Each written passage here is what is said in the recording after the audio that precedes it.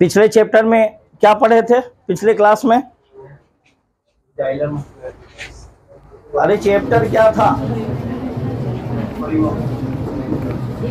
परिवहन, है ना?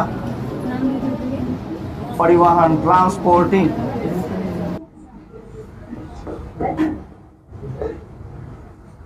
है ना? ट्रांसपोर्टिंग। ट्रांसपोर्टिंग का मतलब क्या हुआ? किसी भी सामान को एक जगह से दूसरे जगह ले जाना। तो हल्का सा हिंट्स लीजिए पिछले क्लास का, कि पिछले क्लास में हम लोगों ने ये पढ़ा था कि पौधों में परिवहन, है ना? तो पौधों में परिवहन दो विधियों द्वारा होता है। पौधों में परिवहन के लिए दो तंत्र बनाए गए हैं। कौन सा तंत्र है? वह जाइलम और फ्लोएम, है ना? तो जाइलम और जाइलम का काम है खनिज लवण को नीचे से उठाकर ऊपर तक ले जाना, और दूसरा फ्लोएम का काम है बने हुए खाद्य पदार्थों का पौधे के विभिन्न भागों तक पहुंचाना। ठीक है, यह दो विधियों द्वारा होता है, एक स्थानांतरण विधि द्वारा और दूसरा वाष्पोत्सर्जन विधि द्वारा। यहां तक तो हम लोग देख लिए थे। तो पौधों में जब खाना बनिए गया, अब विभिन्न भागों तक पहुंचिए गया, तब बचा क्या? अब पानी जो बचा था वो निकलिए गया 90%। तो बचा क्या? कुछ बचा क्या रे? बचा ईशा कुमारी? है ना, कुछ बचा? खाली बचा है तो इसके पास हंसने के लिए बचा है ना। चलो अब देखते हैं हम, पौधा का जब हो गया तो कौन सा भाग बच गया? जंतुओं में परिवहन। किसमें? जंतु में परिवहन। जंतु में परिवहन। ये कौन सा क्लास है? क्लास 10। पढ़ क्या रहा है वो? बायोलॉजी। ठीक है। उच्च श्रेणी के जंतुओं में विशेष प्रकार का परिवहन तंत्र होता है। अब हम अमीबा की बात नहीं कर रहे हैं, है ना? हम उच्च श्रेणी का जंतु, जैसे मनुष्य है उच्च श्रेणी का जंतु, है ना? सबसे उच्च श्रेणी जंतुओं में मनुष्य आता है। ऐसे तो कुकुर सियार सब है, गाय भैंस बकरी सब है। सब में परिवहन के लिए एक तंत्र बना। जंतुओं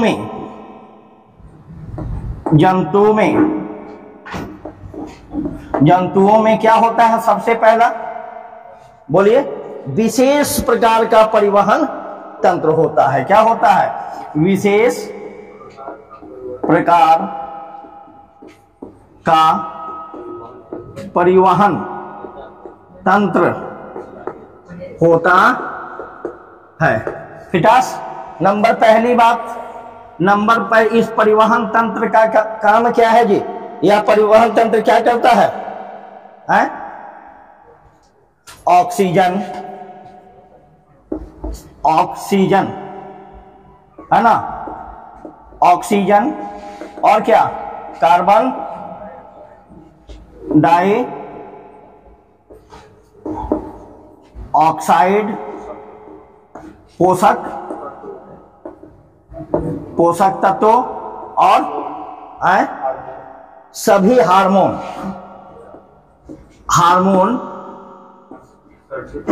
और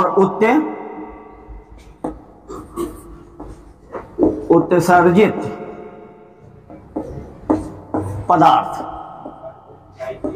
पदार्थों का परिवहन करता है। अब किताब मत देखो, है ना? परिवहन करता है। ठीक, कहने का मतलब कि ऑक्सीजन हम क्या लेते हैं?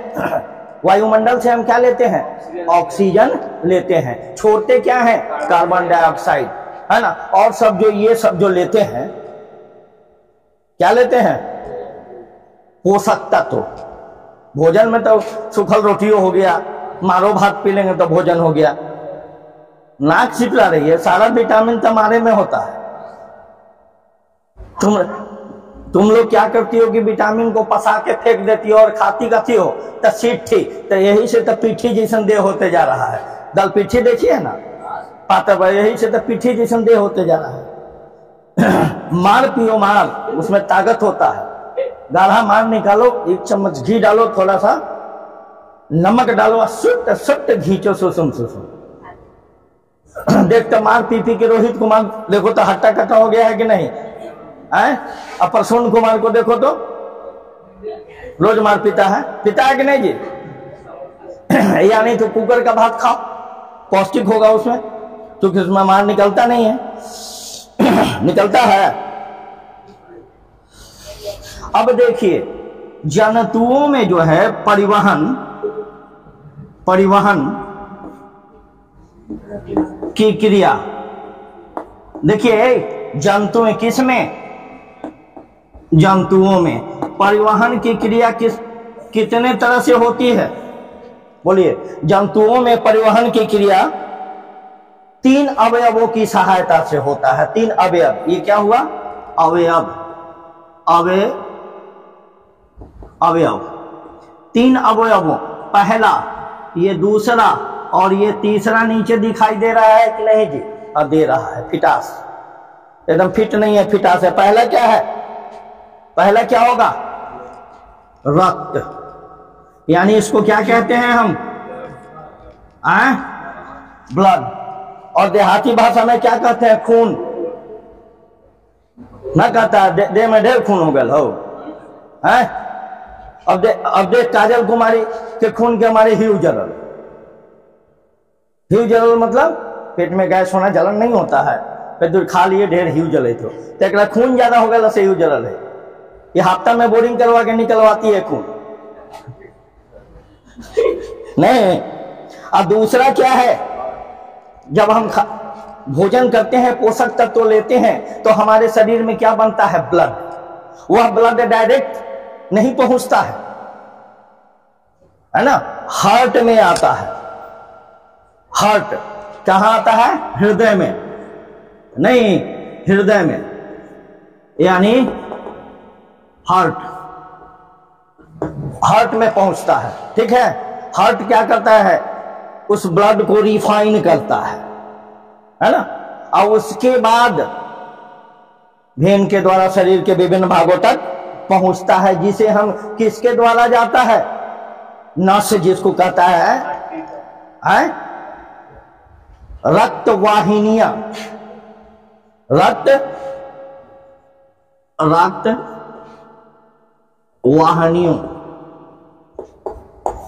वाहिनियों द्वारा शरीर के विभिन्न भागों तक पहुंचता है, ठीक है। अब कैसे पहुंचता है, रक्त वाहिनियां, वाहन मतलब क्या होता है, रक्त को ढोने वाला। रक्त को ढोने वाला कौन है, भेन है। 2 प्रकार का होता है, जिसको धमनी और शीरा कहते हैं, वो आगे चल के मिलेगा, धमनी और शीरा, समझ में आई।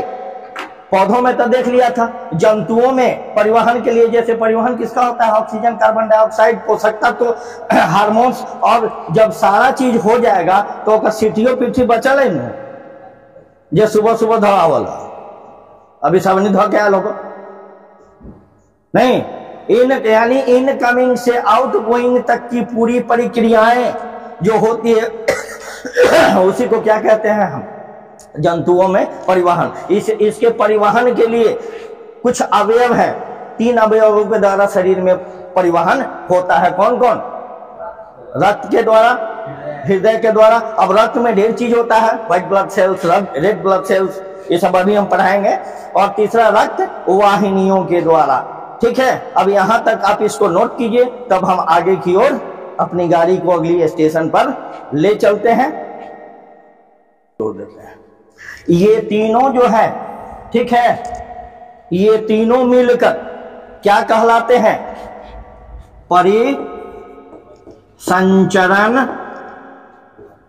तंत्र।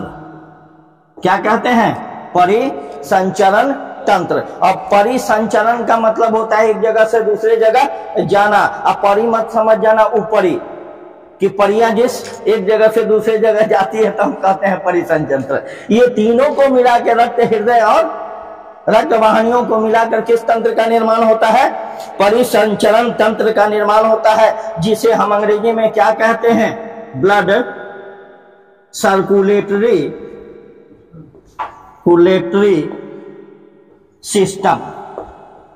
सिस्टम, ठीक है। अब देखो इधर इधर इधर इधर, ए राजा कुमार, आइला क्या कर रहा है तू जी? नोट कर रहा है। अब यहाँ हमसे भेंट करो तब नोट करना। ए तमन्ना कुमारी मारेंगे तब इधर दीवारों में धस जाए, सीधा बैठो नहीं।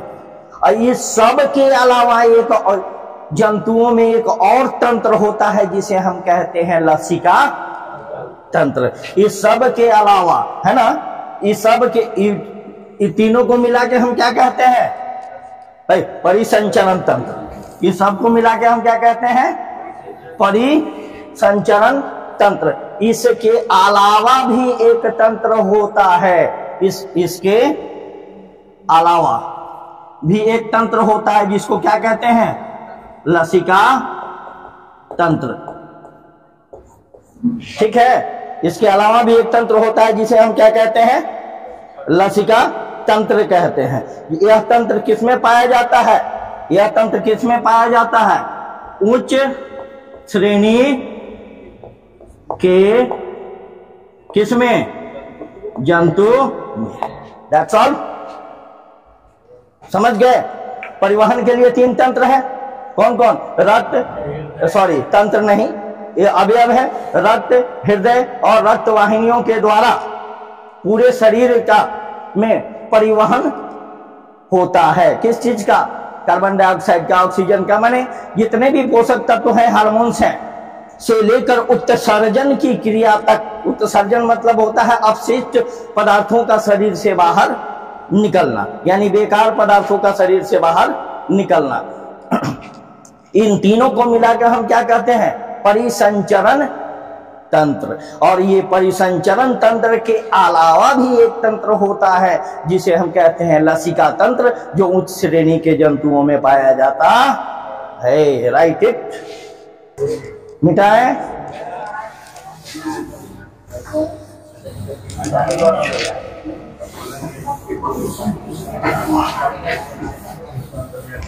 चलिए देखिए, ये हमारा सीमा रेखा खत्म हो गया। ठीक है, अब हम आते हैं, हमने क्या देखा? 3, एक रक्त, दूसरा हार्ट, तीसरा फिटास राजा। ठीक है, चलो अब हम सबसे पहले चर्चा करते हैं किसका? रक्त का, ब्लड का। हाँ, ये क्या लिखे हैं हम? ब्लूड है बे, बा एल से ला, डबल ओ से लू, अडा बलूड ना। तो रक्त है क्या चीज? रक्त जो है क्या होता है? गाढ़ा और कैसा? लाल रंग का। कैसा? क्षारीय तरल पदार्थ। समझ गए? अगर आपसे कोई पूछता है कि रक्त क्या है, तो शरीर में लाल रंग का गाढ़ा क्षारीय पदार्थ रक्त कहलाता। That's all. अब देखिए, इसका पीएच मान कितना होता है? 7.4 होता है। पीएच मान कितना होगा? 7.4। दूसरा पॉइंट हुआ इस रक्त के विषय में। और तीसरा पॉइंट क्या होगा? इसका पैंट ढीला हो गया। इसके 2 घटक होते हैं, रक्त के घटक। कौन सा है? इसका 2 गो बाल बच्चा। कौन कौन? एक प्लाज्मा। कौन होता है? प्लाज्मा। इसको क्या कहते हैं? प्लाज्मा। यही ना, रक्त कणिकाएं। इसको क्या कहा जाता है? रक्त कणिकाएं, जिसको लाल रंग कोशिका कहा जाता है, रक्त कोशिका भी कहा जाता है। और ठीक है, ये तो दो बातें हुई। इसमें किस में पाया जाता है? रक्त में। इसमें क्या देखा कि रक्त लाल रंग का गाढ़ा पदार्थ, गाढ़ा क्षारीय पदार्थ होता है, जिसका पीएच मान कितना होता है? 7.4। अगर आपसे पूछता है ए पकौड़ी लाल, मारेंगे तो एक बार में गिरेगा तुम कहां? बाकरपुर हाट में। और वो कहां हाट में गिरेगा? तो बैगन के छैटी में, हगवट खुजली सब हो जाएगा। जिसका पीएच मान अगर पूछ देता है कि इसी में रक्त का पीएच मान क्या होता है, तो 7.4। इसके दो कौन कौन से घटक होते हैं? दो घटक होते हैं, एक प्लाज्मा और एक रक्त कणी। अब रक्त के कणिया मत बुझ जाइए, रक्त कणिकाएं कोशिका होती है, ये कण होता है। वह कण क्या क्या होगा? Red blood cells, white blood cells, ये आगे चल के। अब हम चर्चा किसका करेंगे? प्लाज्मा का। ठीक है, अब हम चर्चा किसका करेंगे? प्लाज्मा का। तो पहले इसको आप नोट कर लीजिए, तब हम प्लाज्मा में और रक्त कणिकाओं में घुसते हैं। ठीक है, अब आ जाइए,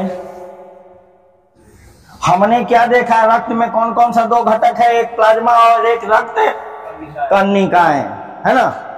तो सबसे पहले अब हम क्या देखते हैं? प्लाज्मा।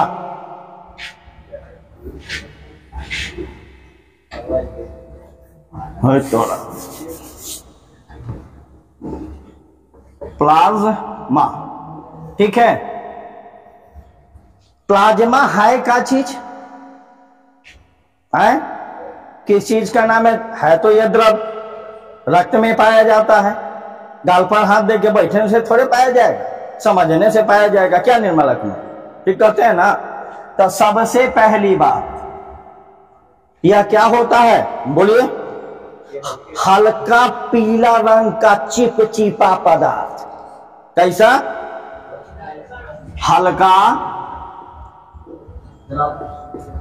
पीला रंग का चिपचिपा पदार्थ, सबसे पहली बात। अब देखो दूसरा बात इसमें क्या होगा? रक्त में यह 55% पाया जाता है। कितना परसेंट? अगर आपसे पूछता है कि रक्त में प्लाज्मा कितना परसेंट पाया जाता है, तो क्या लिखोगे? रक्त में प्लाज्मा, रक्त में कौन सी? यह प्लाज्मा क्या लिखेंगे? प्लाज्मा के बारे में ना बोल रहे हैं। तो यह का मतलब कौन? प्लाज्मा। 55% क्या होता है? पाया जाता। ये दो बातें तो हो गई कि पीला और चिपचिपा होता है, और कितना परसेंट पाया जाता है? तो 55% पाया जाता है। इसका जो रंग है, रंग क्यों पीला दिखता है? बिलिरुबिन के कारण होता है। ठीक है, इसकी चौथी बात, ये तो घटक हो गया। तीन चीज हो गया कि क्या होता है? हल्का पीला रंग का चिपचिपा पदार्थ होता है ना, बिलिरुबिन।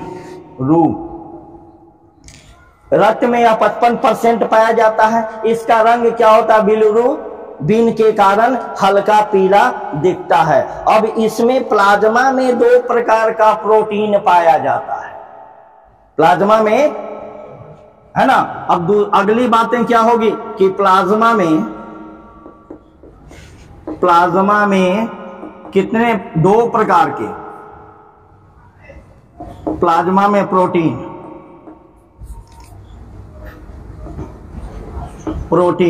प्लाज्मा में जो है प्रोटीन कितने प्रकार का होता है? दो प्रकार का पाया जाता है। कौन कौन पाया जाता है जी? पहला क्या होगा? फाइब्रिनोजिन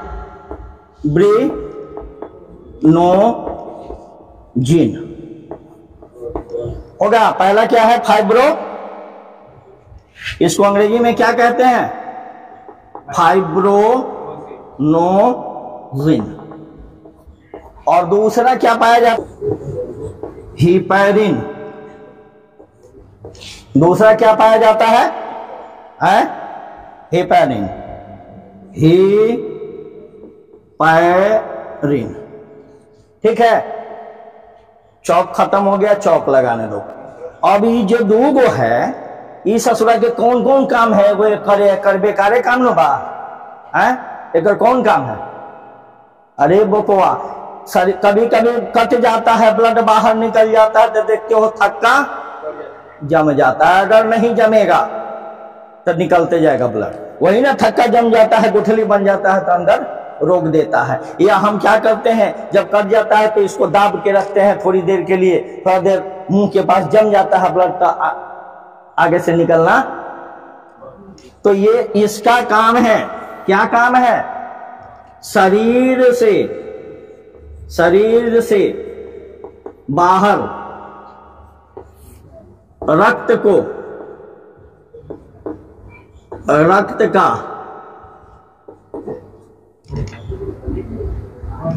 थक्का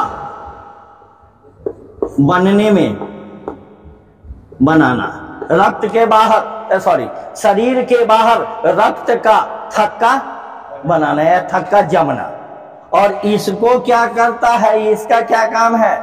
जब ये बाहर में ये काम करता है ना, घर में बंटवारा कर लेते हैं ना कि तू रोटी पे झाड़ू दे दिए, हम पोछा लगा दे। दो बहन है तो कहता है कि नहीं बोलो तू झाड़ू दे, हम पोछा लगा दे। अच्छा तू खाना बनाओ, हम झाड़ू पोछा कर दो, कहता है ना। या मम्मियों को नहीं कहती हो कि मम्मी हम खाना बना रही थी तो झाड़ू पोछा कर। तो वही बात है, दोनों आपस में फरिया लिया कि रे बउआ तू जब ब्लडवा कट के बाहर जाएगा ना तो तुम थक्का बना दे, ठीक है, नहीं तो मर जाते यार। ये क्या कहता है, तो वो कहले कि तू क्या करबा घर में बैठ के। तो यह क्या करता है कि शरीर के अंदर रक्त को थक्का बनने से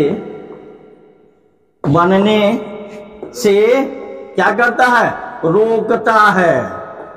रोकता है। हो गया दोनों का काम। ये कहता है कि तू बाहरी समझ लिए, हम भीतर जमे न दे हम, और तू बाहर जमा देना ना। कहने का मतलब हम भीतर जमने नहीं देंगे और तुम बाहर निकलने मत देना। यानी थक्का बना दोगे, मुंह पर रोक देगा थक्का बन के, तो ब्लड बाहर नहीं निकलेगा। और जब बाहर ब्लड निकलवे नहीं किया, निकला, जब नहीं निकला तो हम क्या है? सुरक्षित है। और जब सुरक्षित है तो हमारा मुंह मत देखो, इसको उतार। एगो पॉइंट और है ये, नहीं तो फिर ये छूट जाएगा, लिख लो। इसका कार्य क्या होगा? शरीर में प्रतिरोधक क्षमता का निर्माण, ठीक है। और दूसरा कार्य क्या हो?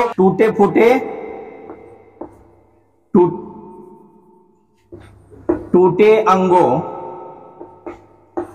को भरने में मदद करना। फिटास